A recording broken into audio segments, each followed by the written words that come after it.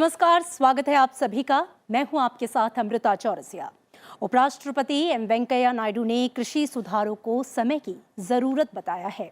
उन्होंने कहा कि पूर्व प्रधानमंत्री नरसिम्हा राव ने कृषि क्षेत्र में सुधारों को शुरू किया, खाद्यान्न के परिवहन पर से रोक हटाई, अर्थव्यवस्था को उदार बनाया और प्रमुख क्षेत्रों में निजी क्षेत्र को शामिल किया। इसके बाद से कृषि क्षेत्र में इन सुधारवादी कदमों को पूर्व प्रधानमंत्री अटल बिहारी वाजपेयी ने भी आगे बढ़ाया और अब मौजूदा वक्त में प्रधानमंत्री नरेंद्र मोदी कृषि क्षेत्र के कायाकल्प के लिए तेजी से सुधारवादी कदमों को और सख्ती से लागू कर रहे हैं। केंद्र सरकार 2022 तक किसानों की इनकम को दोगुना करने के लक्ष्य के साथ चल रही है। कृषि क्षेत्र के विकास के लिए, किसानों की तरक्की के लिए मौजूदा सरकार ने जो सुधारवादी कदम उठाए हैं, उनसे न केवल कृषि क्षेत्र बल्कि देश की पूरी ग्रामीण अर्थव्यवस्था को भी बदलने की क्षमता है। एग्रीकल्चर सेक्टर में रिफॉर्म्स के लिए एग्रीकल्चर मार्केटिंग सिस्टम को बदलने के लिए 3 अहम महत्वपूर्ण बिल लाए गए।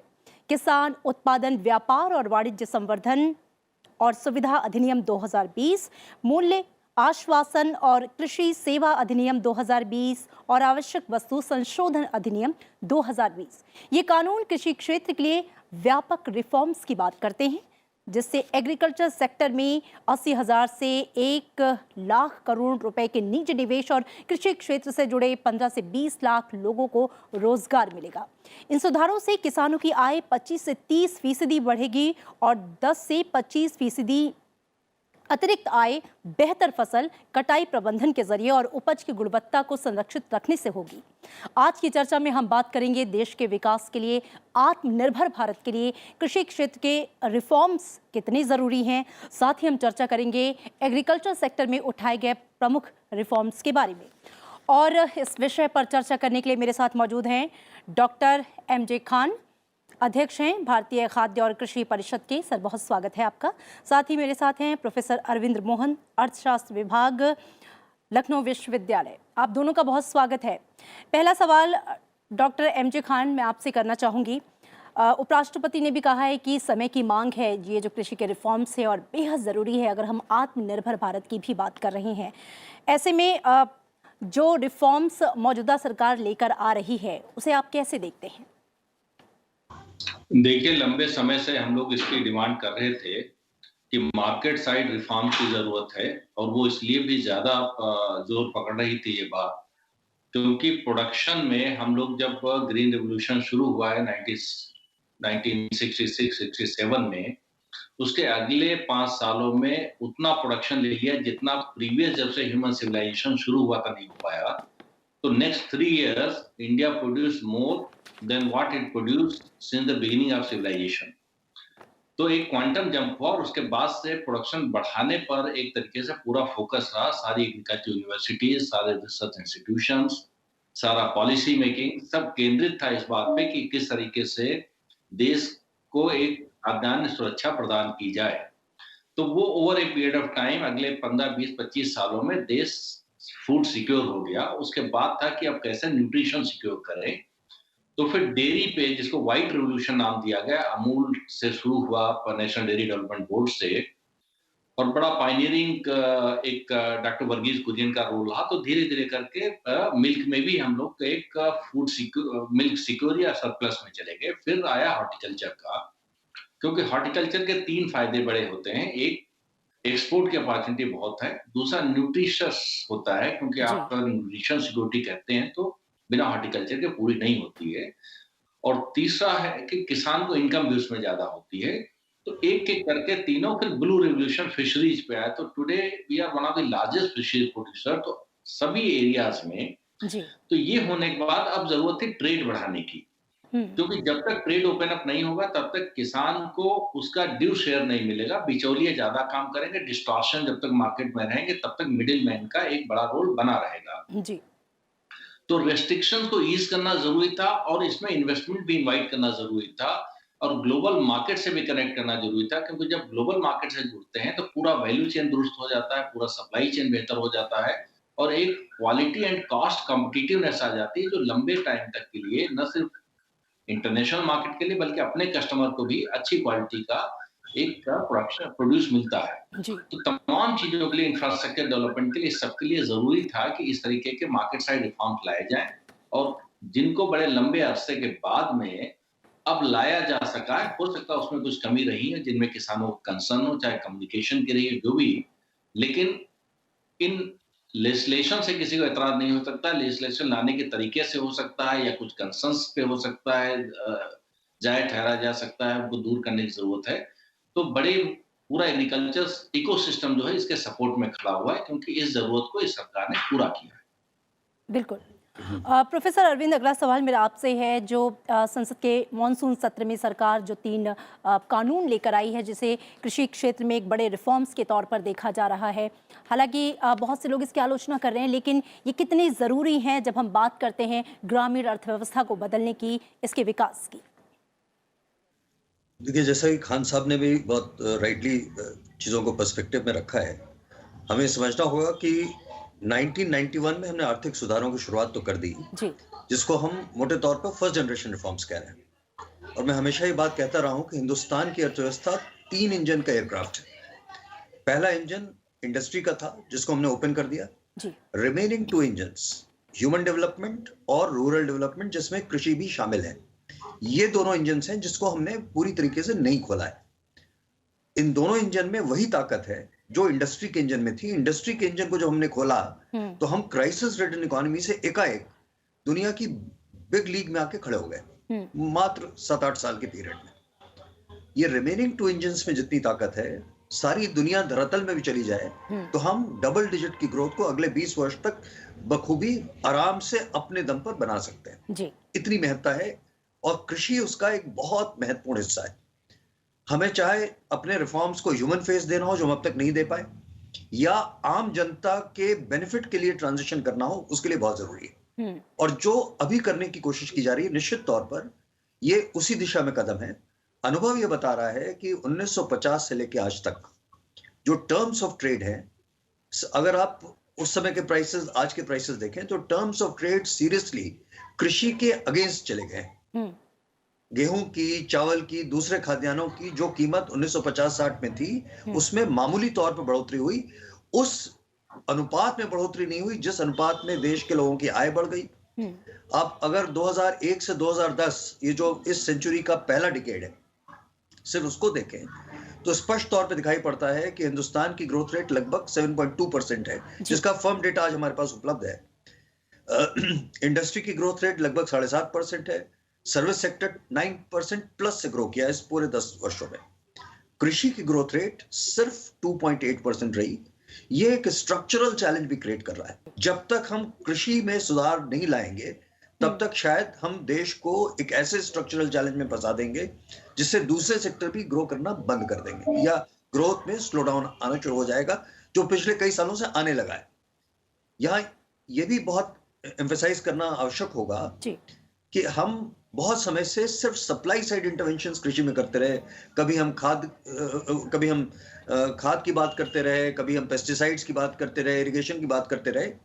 लेकिन समय आ गया है कि हमें पैराडिग्म शिफ्ट करना पड़ेगा, मार्केट ड्रिवन सेक्टर को बनाना पड़ेगा, और कहीं ना कहीं वही कोशिश है। और जैसे खान साहब ने कहा कि हमारे चैलेंजेस इन बिल्स में हो सकते हैं, लेकिन जो लार्जर परिकल्पना है, जो डायरेक्शन ऑफ चेंज है, वो बिल्कुल देश को डायरेक्शन यही चाहिए। बाकी उसमें हम और क्या चीजें बेहतर कर सकते हैं, इसकी हम लोग आगे बात कर सकते हैं। बिल्कुल। तो कृषि क्षेत्र देश के विकास के लिए, अर्थव्यवस्था के लिए बैकबोन है, इसमें कहीं दो राय नहीं है। डॉक्टर खान, आपका रुख मैं करना चाहूँगी। हम आत्मनिर्भर भारत की बात कर रहे हैं, साथ ही हम आत्मनिर्भर किसान की भी बात जो है हमारे प्रधानमंत्री अक्सर करते हैं। ये जो रिफॉर्म्स लाए जा रहे हैं, चाहे वो पीएम किसान सम्मान निधि हो, अभी जो जिसकी दूसरी किस्त प्रधानमंत्री ने जारी की है, या और भी किसानों के लिए सॉइल हेल्थ कार्ड हो, तमाम तरह की जो योजनाएं हैं वो आत्मनिर्भर किसान की ओर किस तरीके से कदम उठा रही हैं, कैसे देखते हैं आप इसको?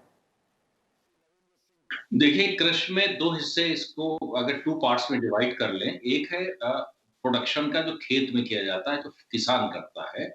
तो अब तक जैसा डॉक्टर साहब ने कहा कि पूरा का पूरा एक फोकस रहा है किसान को इनपुट सप्लाई करके, एग्रोनॉमिकल प्रैक्टिसेस के बारे में एक्सप्लेन करके, एक्सटेंशन सर्विसेज प्रोवाइड करके, ताकि उसकी प्रोडक्टिविटी बढ़ाई जा सके, ज़्यादा से ज़्यादा प्रोडक्शन मैक्सिमाइज़ किया जा सके ताकि देश फूड सिक्योर हो और किसान को भी एक इनकम मिले। लेकिन दूसरा हिस्सा इसका जो है वो वैल्यू एडिशन का है, प्रोसेसिंग का है, क्योंकि जी जो एक्सपोर्ट भी होता है वो अगर आप रॉ फार्म में कर रहे हैं तो एसेंशियली कई बार होता है कि हम लोग पानी जितना एक्सपोर्ट कर रहे होते हैं शायद उतना भी नहीं मिलता। जैसे राइस में अगर जितना राइस प्रोड्यूस करने के लिए 10,000 लीटर के आसपास राइस में इस्तेमाल होता है पानी, अगर उसका कीमत निकालने तो शायद एक्सपोर्ट वैल्यू से कम बैठेगा। तो सिमिलरली अगर रॉ मटेरियल हम लोग एक्सपोर्ट करते हैं तो उसमें बहुत कम फायदा होता है, अगर वैल्यू ऐड करके करते हैं तो फायदा ज्यादा होता है। दूसरा है ऑपरेशनल एफिशिएंसी का तीसरा एस्पेक्ट। जी ऑपरेशनल एफिशिएंसी में आपका पूरा लॉजिस्टिक्स सेक्टर इन्वॉल्व है, एक ट्रांसपोर्टेशन है, स्टोरेजेस हैं एंड सो ऑन। चौथा एक एरिया और निकल के आता है जो है नॉलेज एप्लीकेशन इन एग्रीकल्चर, जिसमें आईसीटी का रोल है, जिसमें बेहतर प्रैक्टिसेस का, गुड एग्रीकल्चर प्रैक्टिसेस का रोल है, जिसमें सर्टिफिकेशन का है, जिसमें एक ट्रेसेबिलिटी सिस्टम का है, और फिर पोजीशनिंग का है कि इस तरह के आप ब्रांड करते हैं, पोजीशन करते हैं, सेम चीज अनब्रांडेड 1 रुपए में बिकेगी, सेम चीज ब्रांडेड 4 रुपए में बिकेगी। जी तो जब आपने 1 रुपया का इन्वेस्टमेंट कर दिया है तो थोड़ा सा ब्रांड करके उसको 3 रुपए एक्स्ट्रा कमाने का जो अपॉर्चुनिटी है उसको लूज नहीं जी करना चाहिए। तो ये लेजिस्लेशंस ऐसे हैं जिनसे कारपोरेट सेक्टर का इंटरेस्ट जब बढ़ेगा तो वैल्यू ऐड होगी पूरे सेक्टर में। जब वैल्यू ऐड होगी तो उसका एक हिस्सा प्रोड्यूसर भी पाएगा। फॉर एग्जाम्पल आज अगर प्रोड्यूसर 75 रुपए लगा के पूरी मेहनत करके 100 रुपए पाता है, लेकिन कल को अगर उसकी वैल्यू 400 हो जाती है तो हो सकता है उसमें 200 रुपए का हिस्सा बाकियों का लगे जो उसमें इन्वॉल्व है, लेकिन किसान का भी 100 से बढ़ के 200 पहुंचेगा। इसका मतलब वो 75 के पे 25 रुपए के बजाय 125 रुपए पाएगा। हम्म तो व्हाट अंग्रेजी में कहते हैं कि भी जब वैल्यू एड होगा तो सभी स्टेक होल्डर्स को बेनिफिट होगा।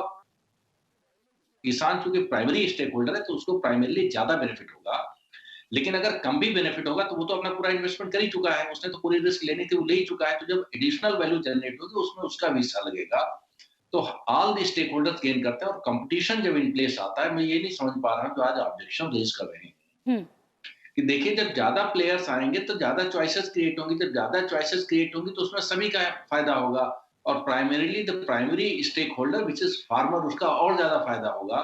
सिमिलरली जब ये कहा जाता है स्टॉक लिमिट लगेंगी, तो मैं ये समझ नहीं पाता हूँ कि भाई स्टॉक लिमिट तो तब लगाइए जब डेफिसिट हो, जब सरप्लस प्रोडक्शन हो रहा तो स्टॉक लिमिट और ओपन अप करिए ताकि ज्यादा से ज्यादा स्टॉक लोग करें, सो दैट मार्केट में शॉर्टेज क्रिएट हो, उसका प्राइस बढ़े। जब प्राइस बढ़ेगा तो किसान का फायदा होगा। जी जी बिल्कुल। और इसी बात को आगे बढ़ाते हुए मैं प्रोफेसर अरविंद आपका रुक करना चाहूँगी। वैल्यू एडिशन की बात कर रहे थे डॉक्टर खान कि किस तरीके से वैल्यू एडिट करके भी जो किसान है उसकी इनकम को, आमदनी को बढ़ाया जा सकता है। प्राइवेट सेक्टर की इन्वॉल्वमेंट और जिस तरीके से उसको इन्वॉल्व करके निजी निवेश की बात की जा रही है किसानों के लिए और कृषि के विकास के लिए, उनके उपज के वैल्यू एडिशन के लिहाज से आप इसको कितना महत्वपूर्ण मानते हैं?